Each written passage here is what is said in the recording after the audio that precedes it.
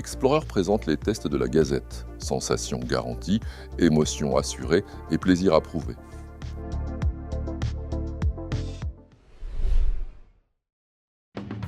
Alors aujourd'hui, on m'a demandé de vous parler d'un drôle de coucou. Le Sirius TL3000 qui disent. Rien que le nom, on dirait une marque de shampoing. Mais bon, moi je me méfie des engins trop propres, trop brillants, parce que souvent, quand ça brille trop, c'est que ça cache un manque d'ambition. Mais là, faut reconnaître que les petits gars tchèques, ils ont pas bricolé ça un dimanche. Carbone, fibre de verre, ajustement pile-poil, on dirait une montre suisse. Et surtout pas une soudure qui dépasse, du propre, du bien élevé, un ULM qui se prend un peu pour un avion de ligne et qui a raison le salaud. Il a l'arrêt sur le côté et la cravate bien droite, t'as envie de lui dire « Détends-toi, mon vieux, t'es pas à l'inspection ». Tu montes dedans, alors tiens-toi bien. Porte-papillon qui s'ouvre comme une DeLorean, Garmin double écran, pilote auto, chauffage cabine et tout le tout-team. Manque plus que la machine à expresso, un vrai cockpit des notaires. Et le moteur? Ah, le Rotax 100 chevaux bien peigné, poli, qui sent bon la conformité. Tu pousses la manette et hop, le bestiau s'arrache à 90 à l'heure, droit comme un i. Pas de ruade, pas de cris, t'as l'impression de partir en week-end avec un type qui met toujours sa chemise dans son pantalon. En croisière, c'est du couche d'humain, 4800 tours, 200 à l'heure, 15 litres au pif, et pas un poil qui dépasse. Tu poses tes coudes, tu regardes défiler la campagne, t'as le cœur léger. Pas de roulis, pas de surprise, tu lâches le volant, le Sirius, il bronche pas. Il file droit, tranquille, comme un curé sur sa mobilette. Et c'est bien là le problème, mon vieux.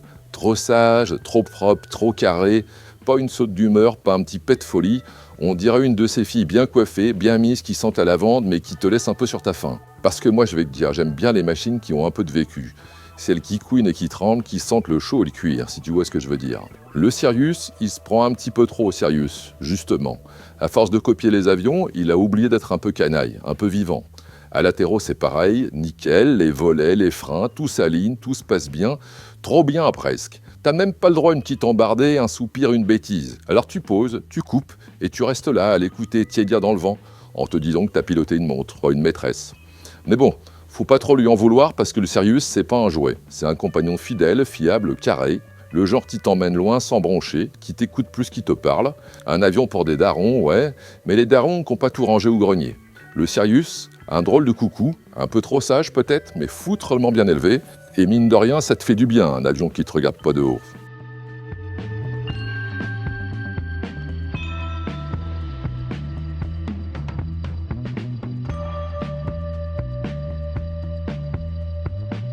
Vous êtes passionné d'aviation ou en pleine formation ULM? Rejoignez notre communauté en vous inscrivant à notre newsletter. Chaque mois, recevez les dernières actus, les conseils techniques, des bons plans et toutes les nouveautés du monde de l'ULM en exclusivité. Pour vous inscrire, rendez-vous sur notre site lagazettedelulm.fr et cliquez sur l'onglet « Recevoir la newsletter ». C'est simple, gratuit et ça vaut le détour.